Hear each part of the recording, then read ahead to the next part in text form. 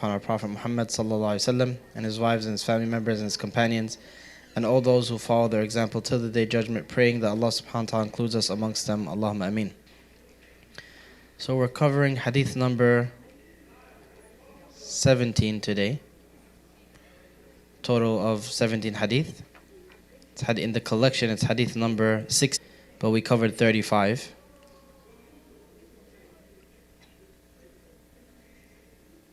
So it's our 16th hadith. And the last few hadith that we've been covering all had to do with the topic of what? Well, that wasn't the last few hadith. So being good is good, being neutral is bad, being bad is bad. It's very profound notes if anybody wants to absorb them before they get erased. So the last few hadith were about what? What particularly in manners?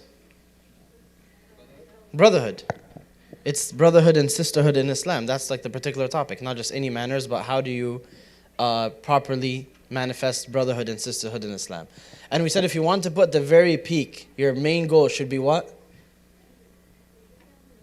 What should be your main goal? What should be the ceiling of brotherhood and sisterhood in Islam? Somebody different? Yes? You love for your brother what you love for yourself. Catch, please, sorry. So that's the ceiling. Love for your brother / sister what you love for yourself. Hadith number 13, right?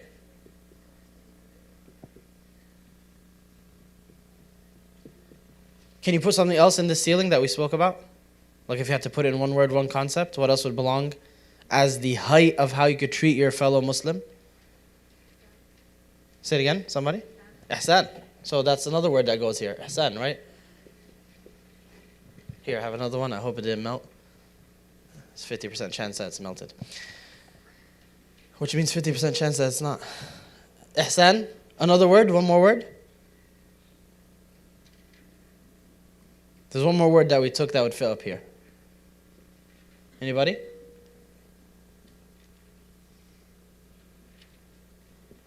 Alright, I give myself a chocolate for this one. Nasiha, right? Sincere devotion. The Prophet ﷺ said that deen nasiha, religious commitment is all about nasiha, and we broke that down in hadith number 5, was it? 7. I knew it wasn't 5, it's what came out. So hadith number 7, that's where we broke out that nasiha means sincere devotion. And one of the categories that needs your utmost sincere devotion is to Muslim masses, to all Muslim people, as per that hadith. So this is the ceiling. And then underneath the ceiling, you have the bare minimum. That's not plugged in, so why is it doing that? What's the bare minimum? Somebody, raise your hand, give me the 6 bare minimum for a fellow Muslim. Go ahead, Sarah.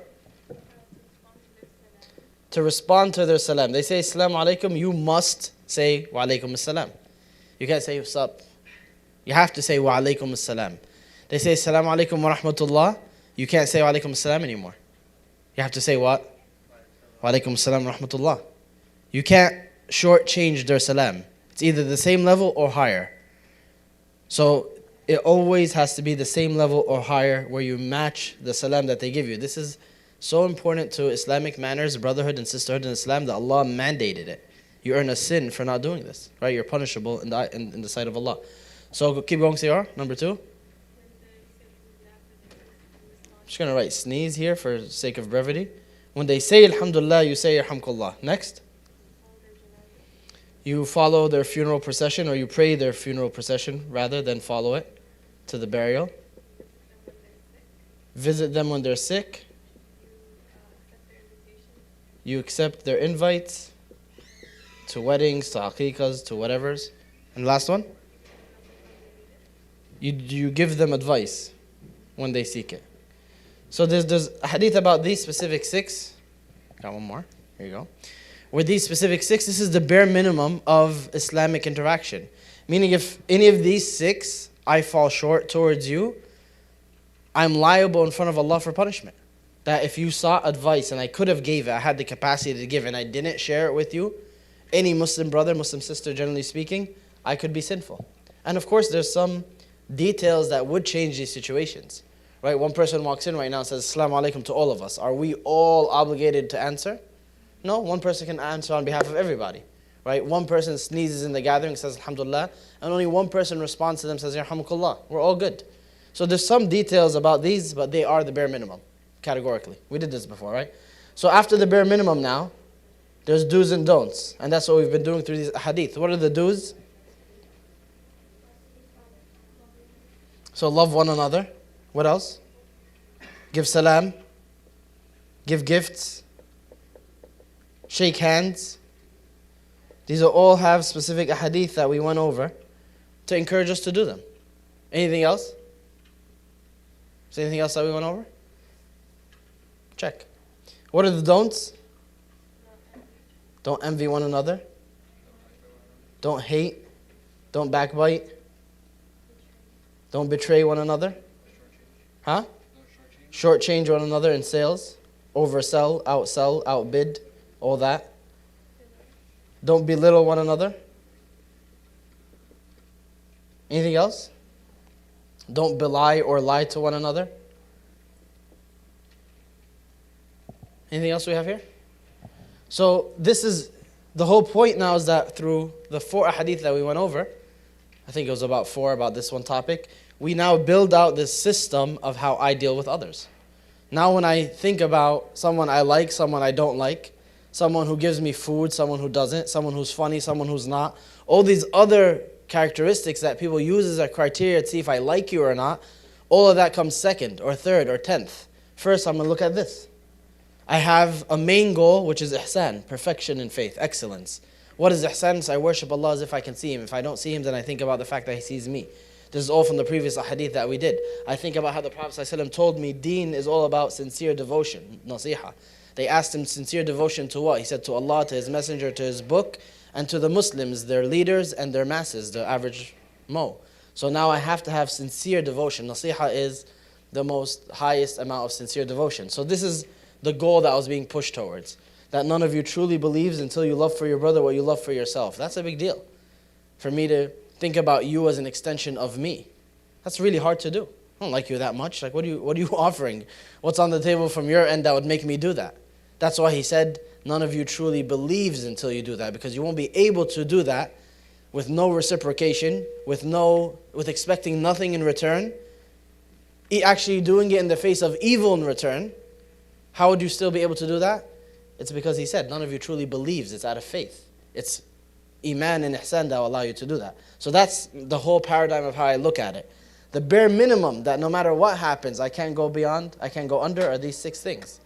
And then the guiding paradigms, the guiding concepts towards how I treat you, my fellow Muslims, are these things, do's and then don'ts. So it's for this reason that the scholars said these 4 hadith that we just went over, the 4th of them being today, they have all of good manners in them. They're a summary of all Islamic manners. And they are how you would interact with your fellow Muslims by default, just these 4 hadith. And that's why, like we were saying last week, if you were to apply them also, you'll be a likable person. Can you imagine someone who does all of this, and this is their worldview to how they're going to treat you, and then you wouldn't like them? They'd be unlikable? Impossible. Right? They're kind to their neighbors, they're kind to their guests, as we're going to see today. They speak good or they remain silent. So that's something we forgot here, right? Speak good. Say good things. Be quiet in general. Things that are positive, that are negative, that are advised here. So someone who does all these things sincerely, consistently, why would they be unlikable? Why would people have a problem with them? Right? These are all a positive feedback loop, not just for a good Muslim society, but for just you having a good life, for being likable, for enjoying your time with others. So this is what we got so far. What are the 4 hadith again? Remind me, guys, that make up all interactions between Muslims, as the scholars have said. I mean, half of them are up here just. So the Deen Nasiha is actually not one of them. Yeah, that was a trap. So love for your brother what you love for yourself, hadith number 13. Speak good or be silent, which we did last week, which was hadith 15. La taghdab, which we'll do today, which is hadith 16. And then the last one was mind your business. Hadith number 12. Weird order. I don't know why I did it like that. But 12, 13, 15, 16. 12, 13, 15, 16. So the scholars say, what's special about these 4 hadith? All Islamic manners go back to these 4 hadith. You want to be a good Muslim, have good Muslim manners, interact with your fellow Muslims and not be a jerk, not be unlikable, not have bad interactions. All you need is these 4 hadith. Hadith number 12, which is من حسن إسلام المرء تركه ما لا يعنيه. From the perfection, the excellence, the beautification of one's faith, you will find them doing what? Leaving that which doesn't concern them. A sign that their faith is beautiful, is complete, is excellent, is that they mind their business. That's what the hadith is saying. Hadith number 13. لا يؤمن أحدكم حتى يحب لأخيه ما يحب لنفسه. None of you truly has full faith. Your faith is insufficient until you love for your brother what you love for yourself. Hadith number 15, which we started last week and we'll finish up today, which is من كان يؤمن بالله واليوم الآخر فليقل خيرا أو ليصمت ومن كان يؤمن بالله واليوم الآخر فليكرم جاره ومن كان يؤمن بالله واليوم الآخر فليكرم ضيفه. Whoever believes in Allah on the last day, let him speak a good word or remain silent. Whoever believes in Allah on the last day, let them honor their neighbors. And whoever believes in Allah on the last day, let them honor their guest. And then hadith number 16, a man came to the Prophet ﷺ and said, advise me, and he said, لا تغضب, do not become angry. So we're going to finish up 15 and 16 today, but the point of these 4 is, you apply all 4 of them, you think about all 4 of them all the time, you will be an excellent Muslim to your fellow Muslims, you'll be an excellent person that people love to be around, and you will get a lion's share of the good manners that Islam emphasizes. Any questions so far about this overview? Okay. Hadith number 15, Hadith of Abu Hurairah, we started last week. Whoever believes in Allah on the last day, let them speak good or remain silent. Whoever believes in Allah on the last day, let them honor their neighbor or treat their neighbor very well. Whoever believes in Allah on the last day, let them treat their guest very well. Right off the bat, what do we get from this hadith? We started last week, right? We spoke about the speak good or be silent part. I think we spoke about all of it, but we'll run through it very quickly. Right off the bat from the hadith, what is a point of theology that you get? A theological point, a point of our faith. Look at the wording of the hadith. What do you understand from it? You guys know what theology, right, is? Aqidah. It's the concepts, the tenets of faith, belief systems. What is something about our belief that we understand from this hadith? A point of theology. For this hadith. Hadith number 15. What about it?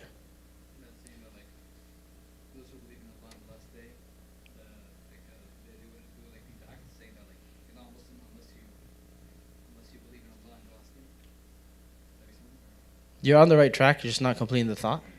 Go, huh? Yes? That's what he just said. You're not listening. Just complete the circle. That's the idea, but you're not saying it in a thought sentence where it's a complete thought. So these actions show the extent of your faith. That's the whole point. If someone doesn't speak good, are they a kafir? Their faith is nullified? What if they're mean to their neighbors? What if they're mean to their guests and they don't honor them? Is their faith nullified? No, we know that. You could still be a Muslim and do these things. So what he's telling us is the hierarchy of faith. If you want to get up there, these actions are necessary. So speaking good or remaining silent, honoring your guest, honoring your neighbor. These are signs that your faith is up there. That's what the hadith is telling us. So the theological point that we get out of it is the way you hold yourself, the words that you use, the way that you act is a mirror of your faith. It's a manifestation of the levels of faith that you have. So if you have bad language, you're rude to others, you're cheap, you're not generous, your faith is deficient. There's nothing wrong with that. No one can say, hey, don't judge me, bro, relax. I'm not judging you. I'm telling you what you do and what that tells me. If I try to run a 100-meter dash and I get out of breath within 10 meters, and you say, hey, man, you're out of shape, and say, don't judge me, that's rude, that wouldn't make sense, right? You're not judging me, you're judging my ability, and it's insufficient So you made a judgment on my health, right? So likewise, it's the same. It's not a call to start categorizing people. He uses bad language, low faith. She's rude to her neighbors. C grade Muslim. You don't need to do that. That's not the point. But the point is to realize that the way I hold myself, the words that I use, the way I manifest in these situations and more that the Prophet ﷺ is telling me about, they're how I can grade my own faith. Am I a good believer or not? Just look at these things. How well do they apply to me? So that's what the hadith is telling us, that faith has a manifestation in your hands, on your tongue, and in what you do, not just what you believe in your heart. And that's an important point because people debate that left and right. And even till today, they have this whole approach of telling people, don't judge me, right? You have no idea what's in my heart. Yeah, that's true. Not judging what's in your heart, but based on the actions that are being manifest, they're good or bad, right? And it's very important to have that accountability for yourself and even for others to some extent. The Prophet ﷺ is telling us these are official, important, relevant components of faith, even though they may seem very, very rudimentary or disconnected to your theology itself. He said, sallallahu alayhi wa sallam, in another hadith, لا يبلغ عبد حقيقة الإيمان حتى يخزن من لسانه. That the servant doesn't reach the reality of faith until he becomes protected from their tongue. He becomes protected from his own tongue.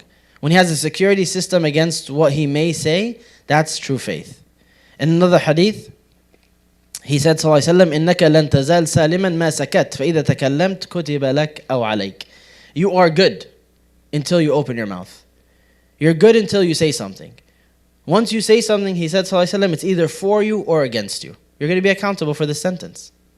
We have another hadith, and there's a bunch of different narrations that are very similar, where he said, sallallahu alayhi wa sallam, إِنَّ الرَّجُلَ لَا يَتَكَلَّمَ بِالْكَلِمَةِ مَا يَتَبَيَّنُ مَا فِيهَا يَزَلْ بِهَا فِي النَّارِ أَبْعَدَ مَا بَيْنَ الْمَشْرِقِ وَالْمَغْرِبِ. A man will say a word and doesn't really care too much what's in it, what it means, who it affects, its implications. All of that is not given any proper thought with him.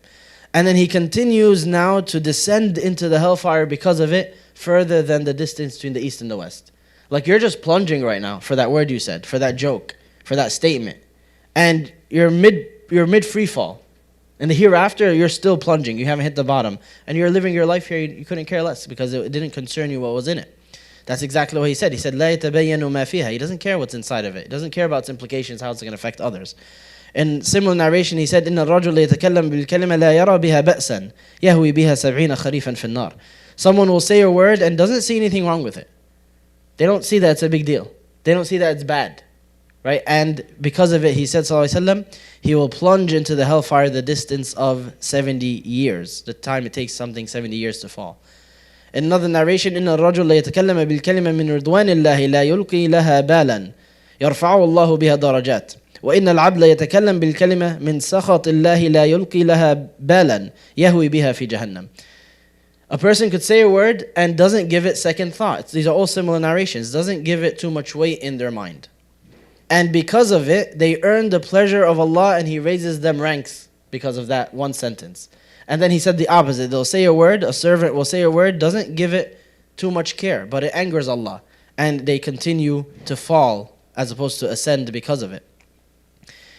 He told us ﷺ in another narration, مَا يَظُنُّ أَن تَبْلِغْ مَا بَلَغَتْ. He doesn't think it's going to go where it went. Doesn't think it's going to go where it went. You ever consider like those people who tell people like randomly, have a nice day, or hi, how are you? This always happens to me when I go to another state where like you go into a store, you say, hi, how are you? And then like you're about to order, and then it's like, good, how are you? How's your day? And you're like, hey, relax, I don't want to be your friend. It's a regular how are you? It's like a, what's it called? A pleasantry, right? That's the word I wanted. It's not, you're not actively thinking, hi, how are you? You're just saying it because you're so used to it. Then you go to another state and they say, oh wow, this guy wants to be friendly. Why did I bring this up? Oh yeah, you don't think of how far these things go.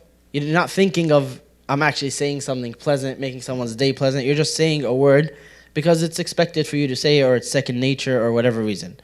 But what if that like really made a difference in their day and they're super happy about it, and like they're cheesing about it the whole day, and now they're nicer to their kids and they didn't beat them today or whatever. Like you may not think that far, but what if that's possible? The same way that if you you flip someone off as you're driving, or really put them down, and the rest of the day possibly goes in a downward spiral. What if they take their own life? Is that far-fetched?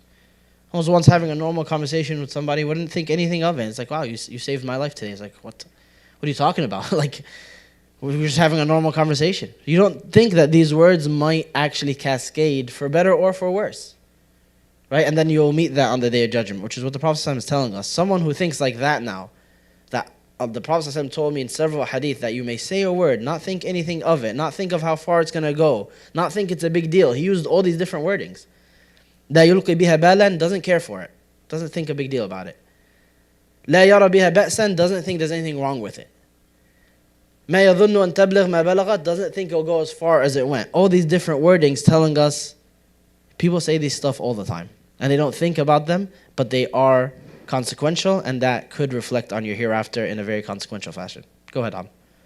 In Rising Soul, there's a really good quote. I forgot who said it, but it was something along the lines of, there's nothing more in need of imprisonment than your tongue. And that's basically what you're saying. Yeah, we're getting to that. Like the amount of text that we have from the Salaf, from the Sahaba, from other people just bashing their own speech, saying, I wish I didn't have to talk this much. I wish I could imprison my tongue. I wish I could have a security system around it. They're not being extra, right? They're not just bored and finding things to say. They really realize the weight of saying words and being accountable for them, something that we consider very, very haphazardly. We have another narration where he said, sallallahu alaihi wasallam, kalam ibn Adam alayhi la lah illa al-amr bil-ma'ruf wal-nahy 'anil munkar wa dhikrullah azza wa jal. So last week we put on the board that he said, speak good or remain silent. What does that kick out of the equation that should also not be said? Neutral words. Because he said, speak good or be silent. That means bad, don't say it, and even neutral, don't say it. Because he's directly saying, speak good or be silent. This hadith adds to it as well, which he said, sallallahu alaihi wasallam, the words of the children of Adam, the words of human beings, are against them, not for them. It's either they are commanding good, or forbidding evil, or remembering Allah. Meaning everything besides that will be against them. And then the scholars differed. Against them meaning, does that mean you're sinful for it? Or that you just have to answer for it? Clearly you're not going to be sinful for it if you just said red or I'm hungry, right? Something that's not an act of worship, it's default, not tied by default to reward or punishment. But they said based on a hadith like this that says speak good or be silent, and this one that we just mentioned, that at the very least you'll be held accountable for it. That means you have to stand in front of Allah and hear everything that you ever said and answer for it. And you'll either be rewarded or punished, or it'll be decided then if it's neutral. Can you imagine? Remember last week we said how many words people speak? That was inaccurate. Women do not speak 1 to 2,000. Men don't speak 1,000, women speak 2,000. It's women speak 1 to 2,000 words more than men daily. That was a statistic that I messed up. But either way, it's still, women speak more. But the average words that people speak range from a couple of thousand to several thousand. Like on the lower estimates, it'll be like 2,000-3,000 a day. On the higher estimates, it's around 12 to 15 per day. Can you imagine? Just put the average at 10. For women, 12. According to statistics. 11 to 12, and for men, 10. Times that by the year, 365. Times 10,000. What does that give you? 3.65 million. 3.65 million words a year. Times that by the year you've been alive and accountable in front of Allah. Let's make it easy on the math and say since you were 15. So the last decade and a half plus, that's going to equal what? It's going to be about... No. Yeah, it's going to be around like 70 million. 70 million words.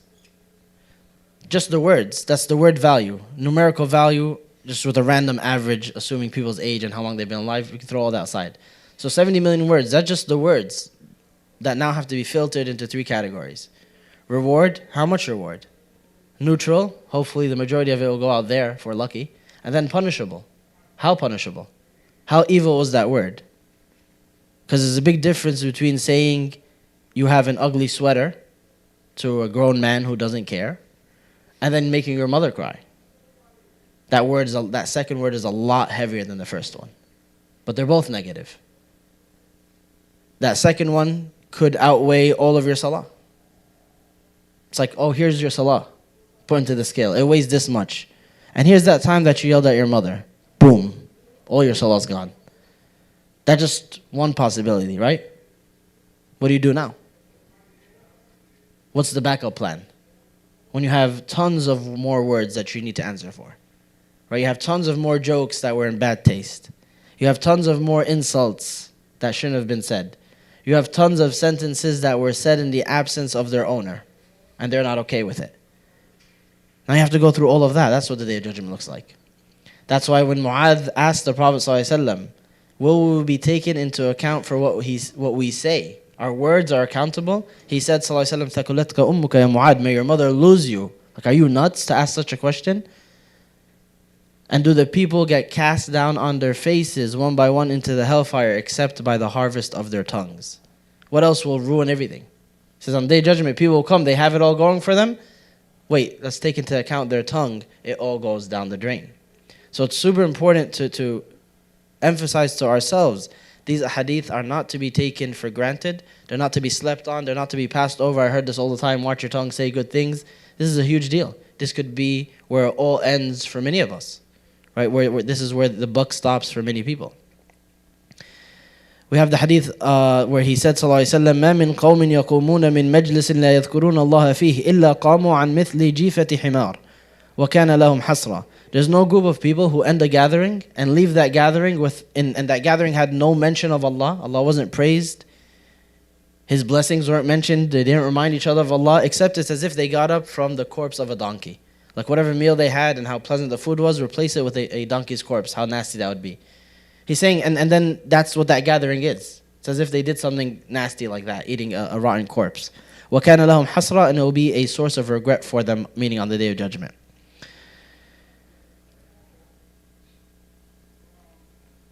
Abdullah ibn Abbas or Abdullah ibn Mas'ud radiallahu anhu, he said that the default is that you remain silent. Make the default that you're quiet.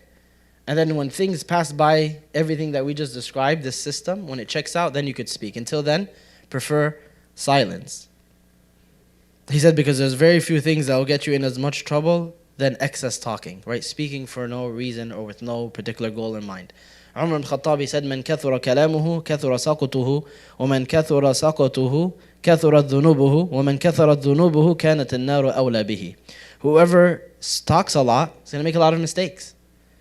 It's bound to happen, right? Just statistically speaking. Whoever makes a lot of mistakes will have a lot of sins. And whoever commits a lot of sins, the fire is a priority for them. Meaning they're bound to end up there as opposed to Jannah. Wal'adhu billah.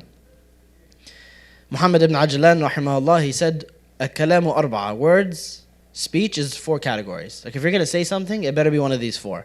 Tadhkur Allah. You mention Allah. Praise Him. Thank Him. Mention His names and attributes. Taqra al-Quran. You recite the Quran. وَتَسْأَلْ عَنْ عِلْمٍ فَتُخْبَرْ بِهِ.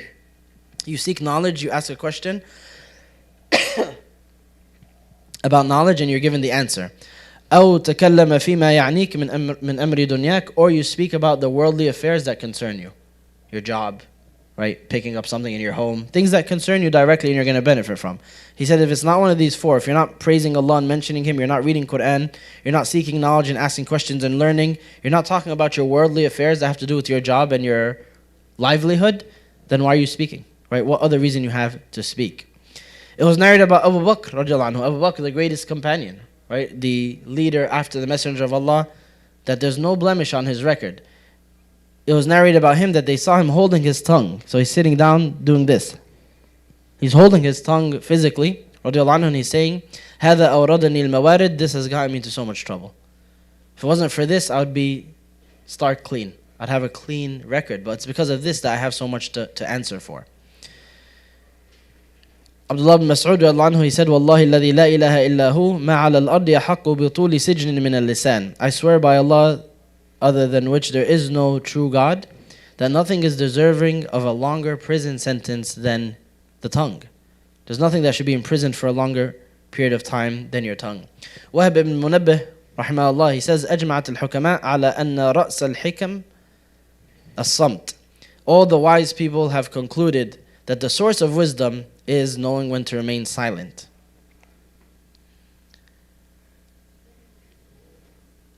These are all similar quotes that are all to the same effect. Some of them are very interesting. That just makes you think about what you're engaging in when you choose to speak. Especially like we were saying last week, where the norm is now just to get a quip in every 2 seconds. Like people think like there's a laugh track going on in their life, that I must make something funny every 10 seconds or else I'm in danger of not being, a viable part of society. I must have a sarcastic follow-up to every single point that's being made. I must be the, entertainment for every conversation. It's definitely not the case. It's going to lead to the opposite of what we're speaking about here. It's going to lead to a completely lackadaisical approach to what you say. This hit or miss attitude that, hey, if it's funny, if it works, if it helps someone, if it harms someone, it's all fine. It's not as consequential. Just speak first, think later. That's how people are these days.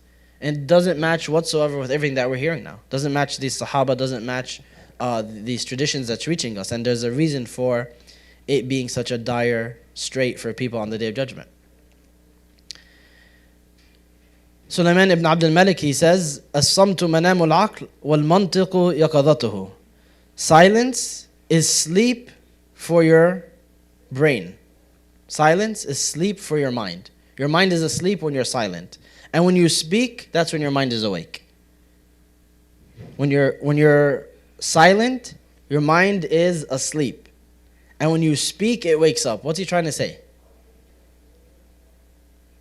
When you speak, your mind wakes up, and when you're silent, it stays asleep. Yeah, Dean. Okay, that's a good one. I didn't think of that. You can't sin while you're sleeping. Yeah, Ahmed? You don't have to think of everything you say? Closer. Yeah, Isa? Closer. So that's similar to what he said. When you're... Yeah, Yusuf. What? What gets really scared?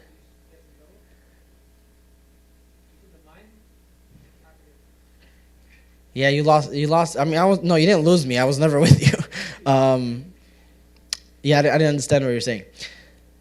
I was trying to, but I didn't get it. You want to try again?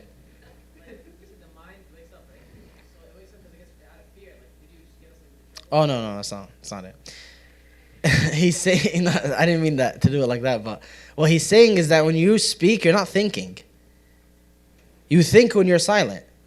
And when you speak, you release those thoughts. I didn't think it'd be that complicated, guys. Like, you guys really thought really far. He's saying you think when you're silent. So when you speak, you're obviously not thinking.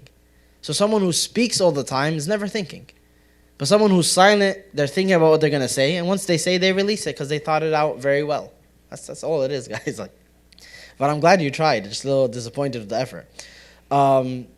He's just saying you can't think when you speak. So if you're speaking all the time, you're doing zero thinking. That's it. Yeah, Ahmed. So let's say you don't remember all the bad things you said. Saying it's probably good enough. Oh, that's a disaster. Hopefully it'll be good enough. It may not be. Right? You may owe people their rights. You may have a lot more meaningful introspection to do to be forgiven. So, and then we said this last week as well, which is, so what is the middle ground? What should a person be doing? Number one is actively reviewing their speech. Are you aware of how much you speak a day? How many good things, bad things you say a day? The effects of your words on others? If not, it's time to get aware. Not until you have a word counter and actually count every day, that might not be possible, but at least a recognition, a level of self-awareness. I spoke way too much today. That today I was actually really, really chatty. I spoke to tons of people. I've said tons of things. I was speaking for hours today. So I hope just a thought process goes through my mind that I hope I'm in the green today. That the words, the accounting of the words at the end is more leaning towards hasanat and sayyat, for example. Have purposeful stints of when I'm not going to speak as much. You know what, today I don't have much going on. I don't have any tasks. Today's the day that I want to speak less. Active decision to speak less, that's all. And then you will, of course, filter your speech in terms of halal and benefit that comes next. Ibn Rajab also mentions that fasting as a ritual act of worship is not something that we do. Silence as a ritual act of worship. Because some people used to fast, do a ritual act of worship, meaning I'll fast today by staying silent from Maghrib to Isha. Or from today I'm not going to say any words till tomorrow. And it's like a ritual, meaning I'm doing this for the sake of Allah. He mentions how we don't have that in our deen. Right? Allah subhanahu wa ta'ala didn't prescribe that for us. He never told us that there's a act of worship where you're silent all throughout. And there's even a hadith against it, where the Prophet ﷺ explicitly said, these are not acts of worship. Like if you want to be quiet, go for it, but it's not an act of worship. And the reason why it's emphasized is why? Why do you think it's emphasized here? Like what would make people bring it up? Monks? What about monks? Yeah, so because they existed in previous nations. So because they existed in previous peoples, they used to do it. And we have it in the Quran. Who says it? Who is it? Maryam alayhi salam, right? I have some more chocolates. It didn't melt in my pocket yet. Here you go. Sorry. Maryam alayhi salam, she says, Inni nadhatu al-Rahmani sawman. I pledged to Ar-Rahman, I'm fasting today. And her fasting was, she wasn't going to speak to anyone. So when they told her what's going on, where does this baby come from, she points to him, right? Alayhi salam, and says, speak to him. And then they respond to that saying, how can we speak to this baby? You answer us. And she refuses. She says, I'm ritualistically fasting today in which I won't speak to anybody. So it was an act of worship once upon a time. It's not in our sharia. So that's kind of just been a review of what we covered so far. Any questions about speaking good or remaining silent? Yeah, Ahmed. What if you say oh, I'm gonna donate this much for all the facts and stuff like that? That could help. I mean, it will help. But if you backbit somebody, or lied about them, or insulted them to their face, you owe them apology. You owe them an apology, right? Without that apology, you are ineligible for forgiveness. That's what we know. Well, if you don't remember, well, one day you will. That's the whole point. The whole point is that I'm going to come on the day of judgment, and that's what we're trying to do this whole time, guys. That's our whole discussion. That when I stand there in front of Allah subhanahu wa ta'ala, and it says when you were 14 years old and you called him or her fat, and they felt sad about it, why did you do that? Like that's what we need to think about, guys. It's not a joke. Like the idea of me standing there at 40, 50, 100 years old of life, and the record starts with 13, 14 years old, and you called so-and-so fat, and you said that person has a big nose, and you made fun of the teacher when they turned around. Now answer for all of these. How's that going to look like? So that should be a terrifying thought for all of us, right? So what I do now? One, moving forward, there's only one option, which is I'm going to take all this seriously. I'm going to apply it to the highest degree, to the highest level of applicability. Number two is I'm going to backtrack to the best of my ability and solve all of these problems. Starting with my parents, starting with my siblings, the people I have easy access to, and they're right in front of me, which is a part of the hadith as well. Starting with those closest to me and trying to earn their forgiveness, even if it means going to a friend group that I've had for 20 years saying, hey guys, blanket request here for those times I made fun of you for the last 20 years. I forgive you guys. Everyone here forgive me? All right, we're cool. Hopefully there's no one in there that says, no, I'm going to see you guys on Day of Judgment. Because the bottom line is, if there's one of those in that group, yeah, we'll all see each other on Day of Judgment. That's just the fact. So if he were to say that quote, and that was to be his or her response, the bottom line is they have that right. Yeah, go ahead quickly, Jasmine, just because we do want to finish these hadith.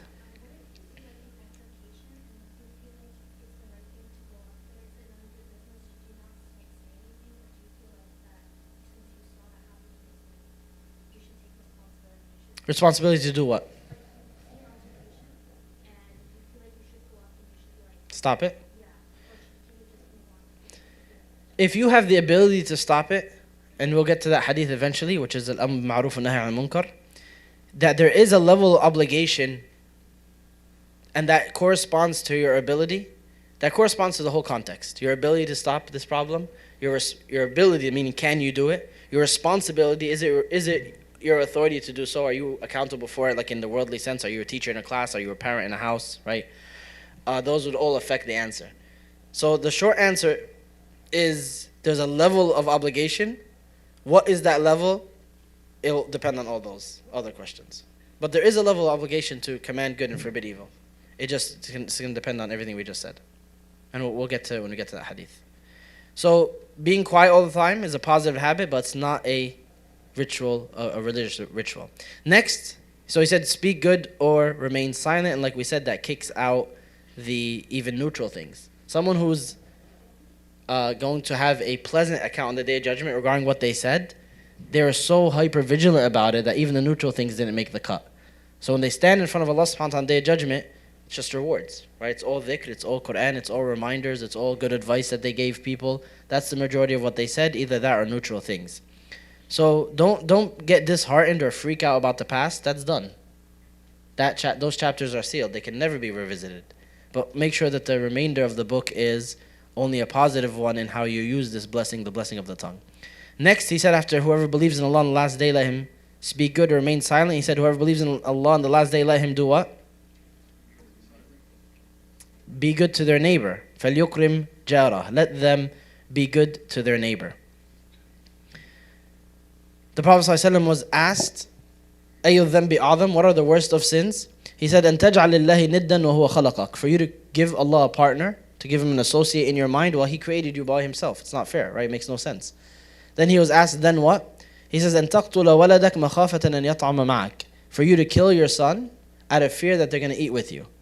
Like, how am I going to provide for this kid, so you kill them, right? He says this is a huge sin. He says, what sin comes next? The third sin, he says, and tuzani halila tajarik, for you to commit zina, fornication, with the wife of your neighbor. Why opposed to anyone else's wife? In another hadith, he was asked, sallallahu alaihi wasallam, he was asking them about zina, like, what's your view on zina? And they said, of course, it's something haram, that Allah and His Messenger made haram, and it's a despicable action. Right? The Prophet was asking them about zina, fornication, sex outside of marriage or after someone's already married, and they respond, it's something that's haram, that Allah and His Messenger made haram, and that's an evil thing. And then he responded, sallallahu alaihi wasallam, لأن يزني الرجل بعشر نسوة أيسر عليه من أن يزني بامرأة جاره. For a man to commit fornication with 10 women is lighter than to commit zina once with the wife of his neighbor. Then he asked them similarly about stealing. He said, stealing's evil, it's haram. And he responded, لأن يسرق الرجل من عشرة أبيات أيسر عليه من أن يسرق من جاره. For a man to rob 10 houses is lighter in sin, lighter in evil, than for him to rob the house of his neighbor. What's so special about neighbors? Yeah. Your neighbors have rights over you, so it's family and the neighbors. There's a few more about. There's a few more. And that's what it's all about. There's a few more.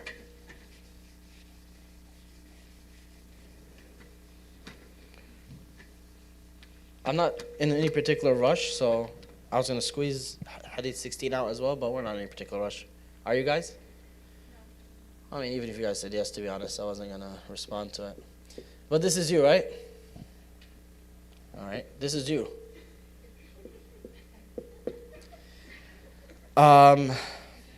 This is your immediate circle.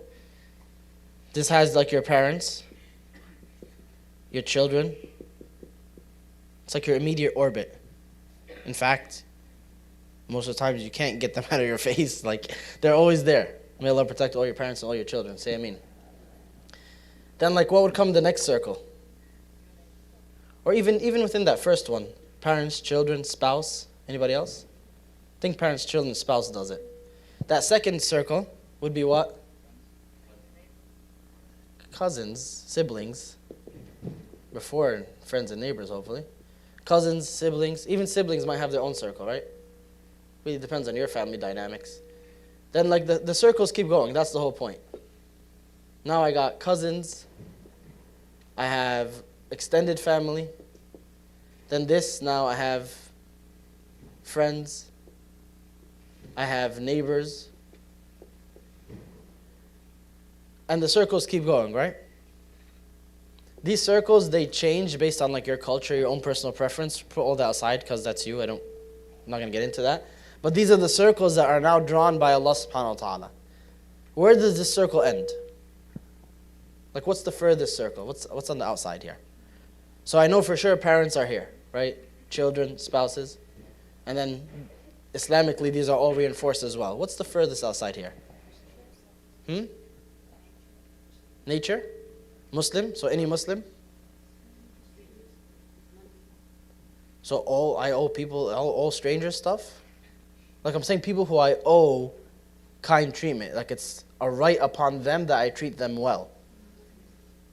So all Muslims, that's like I don't interact with all, like saying like people that you will actively interact with. So there's a default interaction that you have with Muslims, which we were talking about the past few weeks. Sure.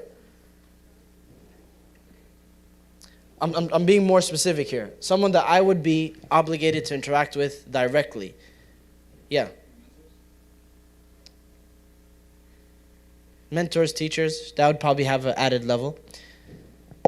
The lowest circle, that's what I'm trying to aim for. The lowest circle, Allah subhanahu wa ta'ala tells us in Surah An-Nisa, وَعَبُدُوا اللَّهَ وَلَا تُشْرِكُوا بِهِ شَيْئًا وَبِالْوَالِدَيْنِ إِحْسَانًا. Worship Allah and don't associate any partners with Him. And show the best of treatment to your parents. وَبِذِي الْقُرْبَى, and those that you are closest of kin to, وَالْيَتَامَ وَالْمَسَاكِينَ, the orphans and the poor people. Then he says, وَالْجَارِ ذِي الْقُرْبَى وَالْجَارِ الْجُنُبِ وَالصَّاحِبِ بِالْجَنْبِ وَابْنِ السَّبِيلِ.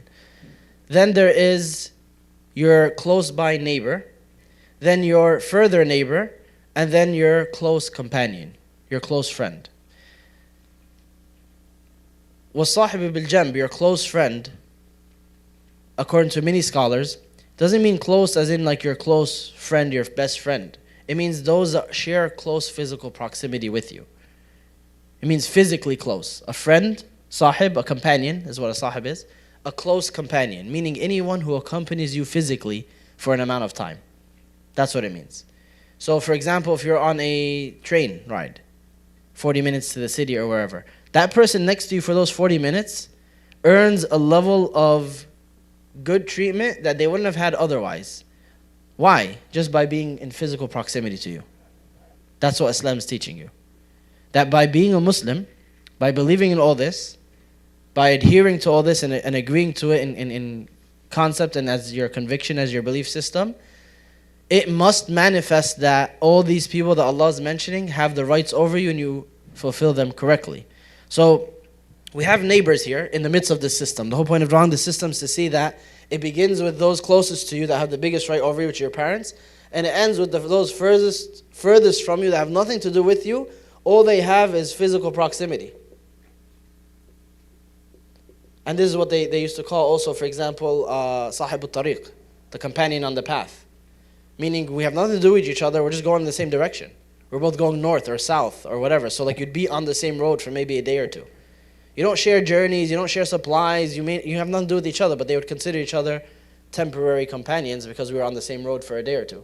So that's what would be Sahib al-Jamb, the close companion, meaning physically close. And the reason why I chose this verse to mention is it shows you how far it goes out, that this person now has more of a right for your kind treatment than any random person that you don't know. Why? Because they occupied your physical proximity for a bit. So Islam taught us that those that occupy your physical proximity the most should get the best treatment, right? So so parents, your spouse, your family, and your neighbors is where you begin. Those that are sharing your physical space the absolute most. The Prophet ﷺ told us many hadith, like for example, whoever's neighbors testify to their righteousness or wickedness, it is so.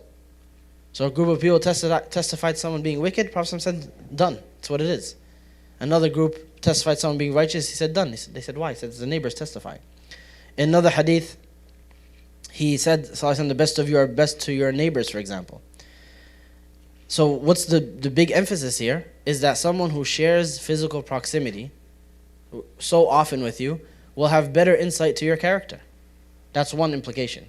Parents, spouse, your neighbor, sees you going in and out. They have more of an insight to your actual character. That's one implication. Another implication is if you becoming a better person, trying to please God, trying to fulfill your purpose in life, if as a result of that, those closest to you didn't benefit, didn't see goodness, then you're most likely doing it wrong. These are all the implications that we're getting from these hadith.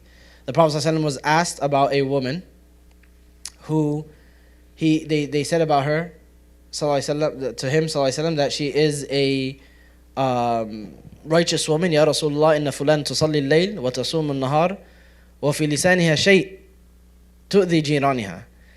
This woman, she prays at night, so the extra prayer, beyond the 5 daily prayers in the middle of the night, the most virtuous of it. She fasts every morning, but her tongue has a problem, in which that it's harmful to her neighbors. He said, sallallahu alaihi wasallam, لا خير فيها, there's no good in her at all. You just heard that equation? She prays in the middle of the night, she fasts all the time, she curses out her neighbors. He said, no good at all, 0. She gets a 0. He didn't say a 60 or a 40, he said she gets a 0. وهي في النار, and she's in the hellfire. Then they said, إن فلانا تصلي المكتوبة وتصوم رمضان وتتصدق بالأثوار وليس لها شيء غيره ولا تؤذي أحد. They said, this other lady, she only prays the 5 daily prayers, no extra prayers. She only fasts in Ramadan, no extra fasting. She gives the smallest crumbs in sadaqah. She doesn't give a lot of charity. And this is her whole record. Like, she doesn't have much else going on, and she harms nobody. Her words are pleasant. She doesn't harm anybody. He said, Hiya fil Jannah. She's in Jannah. She's in paradise. It's that simple. It's such a significant manifestation how you use that tongue, especially on those who are supposed to be in your closest circle.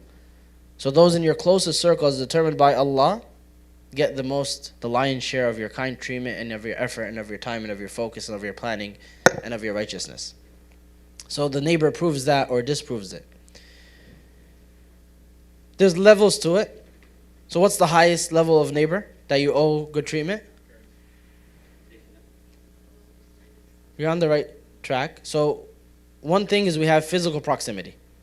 Aisha radiallahu anha, she had a gift, and in one narration it's mentioned food. She asked the Prophet ﷺ, who should I give this food to? And he replied, إِلَا أَقْرَبَهُمَا مِنْكِ بَابًا, those that have the closest door to you. Why is she asking who should I give this gift? She doesn't know what a neighbor is. They were keen about finding out what was the most rewarding, what was the most efficient. So that's why they'd ask these obvious questions. And if you go over the hadith of them asking the Prophet some questions like this, you would think like they didn't know how to live. They asked him like, where should I put this? How should I do that? Basic functions of life. But that's because their main concern was no longer just how to do it. They've been living their whole lives and they know their culture. They know how to do these things. Now they're always asking the most quote-unquote basic questions because they now want to find out, how can I turn this action into something that's immensely rewarding with Allah? She made broth and she's asking the Prophet, who should I give it to? Do you need to ask that question? Just give it to anybody. It's a charity. But this shows that her thought process, may Allah be pleased with her, was what's the most rewarding way of handling this situation? And that's why they asked the Prophet some question like this. So he says, give it to those of the closest door to you. So the closest physical proximity of neighbors is where you owe the best treatment. So physical proximity is one thing. If physical proximity is one thing, then the other thing is non-physical proximity, right? Familial proximity. So if he's a neighbor plus Muslim, he levels up in how you should treat him. Not that you should treat a non-Muslim neighbor bad, but a Muslim neighbor deserves more of your kind treatment. What if it's a Muslim neighbor who's your third cousin?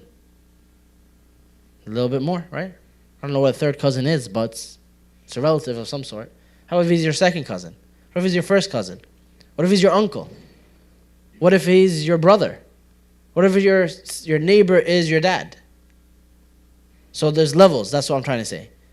If he's a Muslim neighbor who's also related to you, who's directly related to you, now the levels of kind treatment have been magnified by all these overlapping situations. The least of them is a non-Muslim neighbor. And the highest of them would be a Muslim neighbor who is like your parent. So just keep that in mind as well. So it's the closest physical door, and it is the closest in relationship as relationships compound on top of one another. How far does this go? Tons of opinions in our tradition. Hassan al-Basri famously said 40 doors. So 40 doors this way, 40 doors that way, 40 doors this way, 40 doors this way, right? It's a total of 160 door radius. I think at that point you might be like in New Jersey, but like that would be for sure way too big for our practical purposes. What could you do though, for sure, the second you leave from here? When you go home, that next door neighbor. How many people know their next door neighbor, the door right next door? Wow, that's pretty good for New York.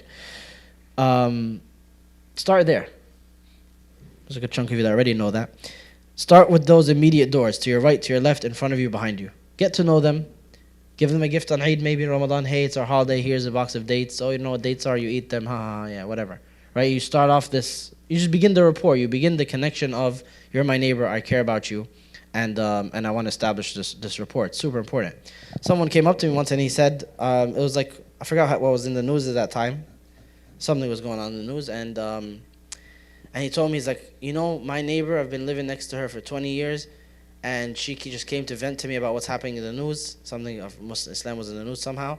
And then I told her I'm Muslim, and she was absolutely shocked. It's like she didn't know that I was Muslim for the last 20 years. He's coming to vent to me about those crazy Muslims, and she was shocked to find out I was Muslim. And she just kind of had like this crisis. And he was saying it like he was proud. He's saying, yeah, I flew under the radar for so long, and I'm so happy about it. To me, I was like, what a disaster. What a disaster. It should be, for 20 years, I've known nothing but kindness and compassion from this Muslim. For 20 years, this neighbor, I've never seen someone like him. He sweeps the snow, he cleans this, he does that. That's what it should have been. Anybody who has a Muslim neighbor should have an epic neighbor story. Isn't that the case? So this is what our deen is teaching us. ما زال جبريل يوصيني بالجار حتى ظننت أنه سيورثه. The Prophet said, Jibreel alayhi continued to advise me regarding my neighbor. Tell me do this and do that and say this and say that and don't do this and don't do that. Saying Jibreel alayhi keeps doing this to me until I thought he was going to say, and here's the inheritance share that goes to neighbors. I thought he was going to add them to the list of people who inherit. Because of how much back and forth he would go with me over the neighbor and the importance of the neighbor's rights. So don't ever belittle these ahadith. They're not simple ahadith that you just brush past because you've gotten used to them. They need to be revisited and considered and thought about how we want to bring them to our life the way and the standard that our deen teaches us. ما آمن من بات شبعان وجاره طاويا. He said, sallallahu alaihi wasallam, he doesn't have real faith. He's not a true believer. The one who goes to sleep satiated while his neighbor is hungry. Saying for you to go to sleep, rubbing your stomach, feeling good, like that was a good meal, while your neighbor's next door hungry, that shows a deficiency of your faith and that it is lacking. This is a reported narration.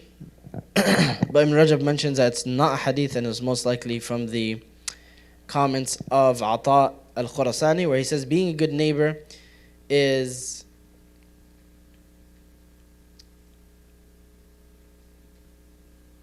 being a good neighbor means helping your neighbor when he asks for help, lending him anything that he wants to borrow, visiting him whenever he's sick, congratulating him upon any good occurrence, consoling him upon any evil occurrence, praying their funeral prayer and following the procession till it's buried, not increasing the size of your dwelling such that it inconveniences him, comes onto his property or makes an uncomfortable shade, not putting your crops or your structures in a way that blocks the wind from them, to do your best to bring about good news for them, to bring about some good occurrence that would make them happy, to not deny them of any good that comes your way, but to split it with them. If you purchase any food or drink, to split it with them if you're able to, and if you're not able to, then to bring it in through the back door so they don't see it. Like, look at how far that they're thinking. He's listing all these things of how you could fulfill this hadith of doing ikram, showing nobility and excellence to your neighbor.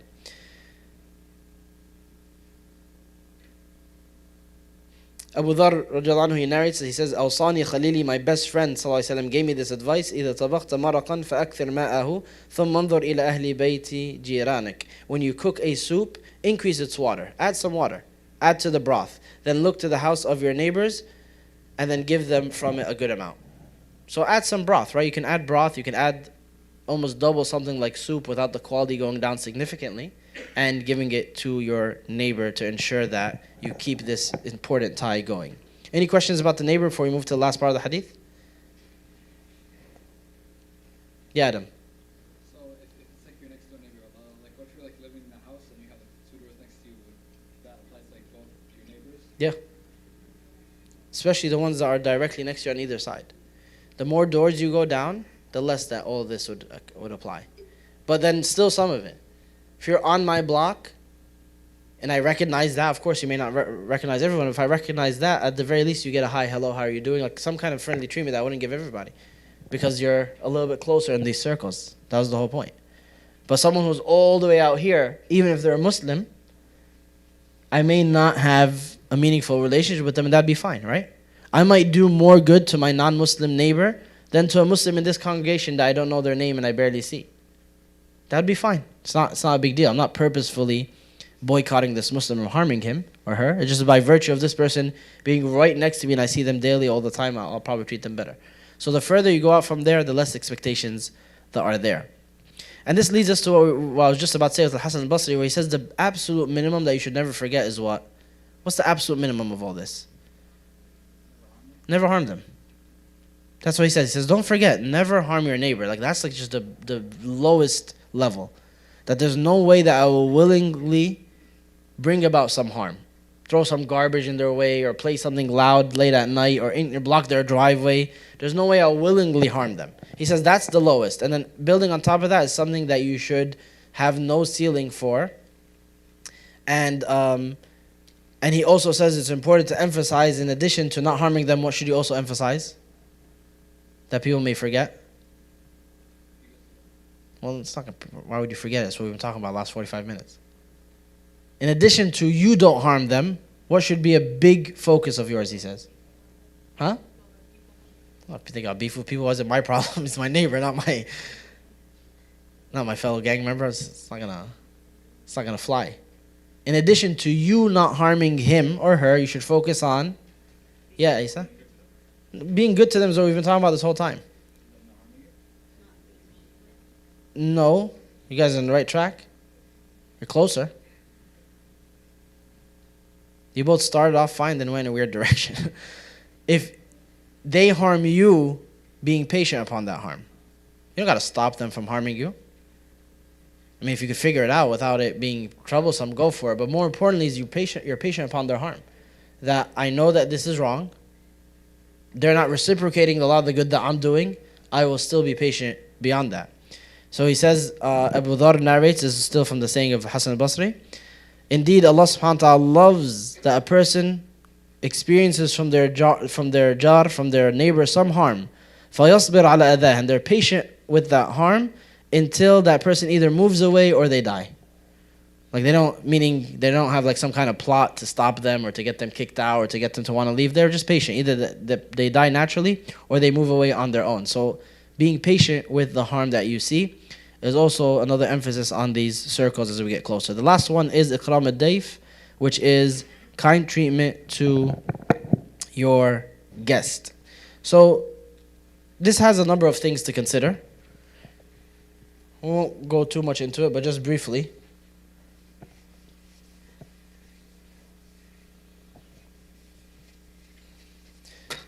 So these circles are super important. This is how you should view your whole life and your interactions with other people. How close are they in the circle? And depending on that, that's how much ihsan I'll give it and how much I may be mandated to give it more. So the few things that we want to consider is, number one, are they visiting you? Just visiting versus visiting you. That's one thing. Another thing is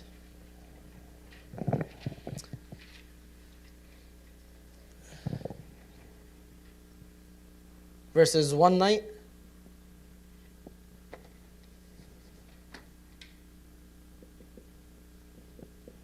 versus several. Or we could say 3+ actually. And then another thing is a traveler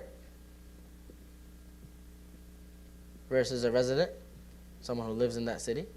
And the last thing is your ability. Your ability and theirs.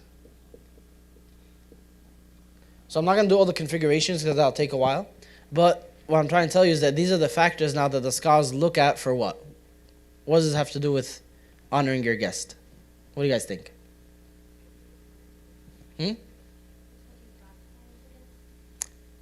No.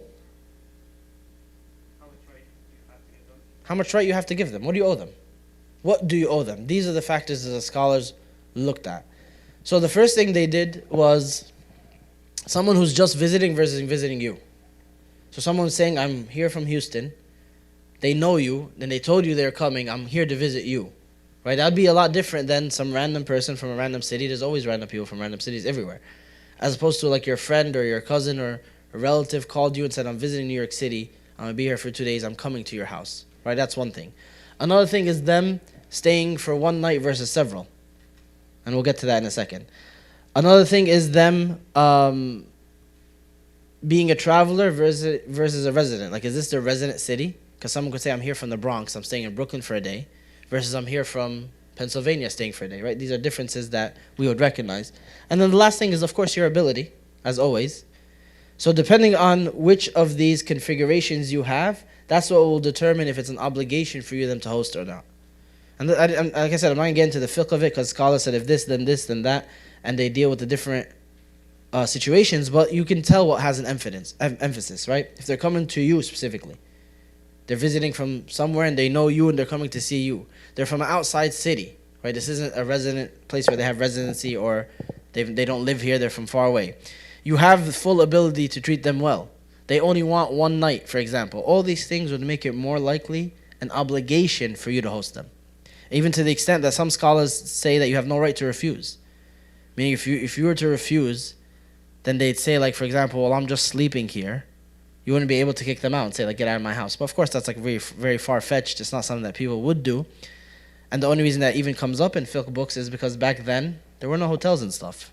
You couldn't just pull up to a town and it's 2 a.m. and you look up the nearest Best Western or whatever. That wasn't a possibility.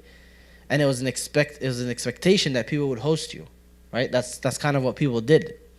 So, based on all of these, the scholars differed on the rulings.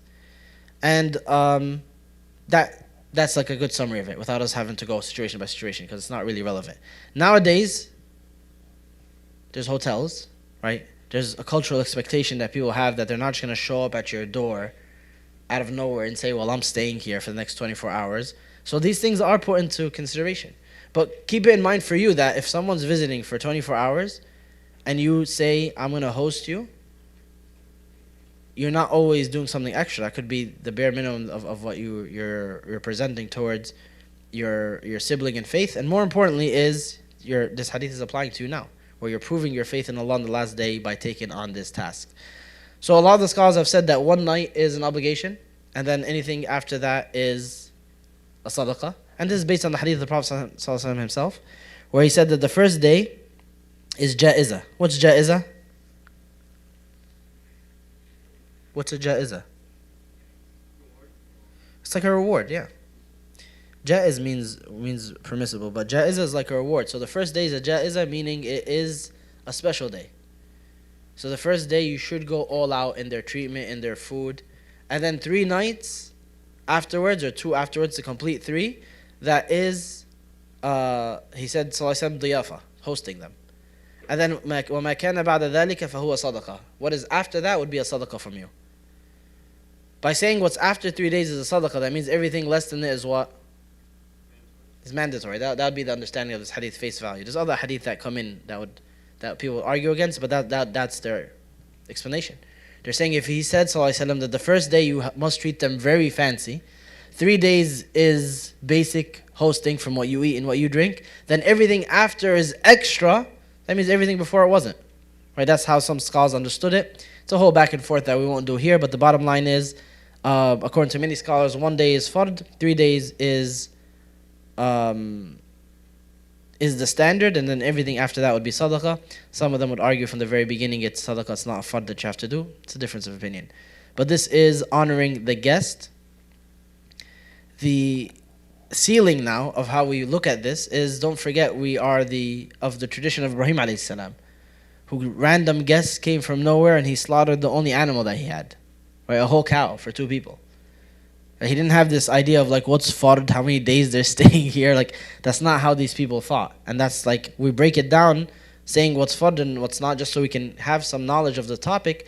But the bottom line is, we're not bottom feeders when it comes to doing good things like sadaqah, things like honoring others, feeding others. When we look at the bare parameters, that's just so that we can navigate accordingly when we have to.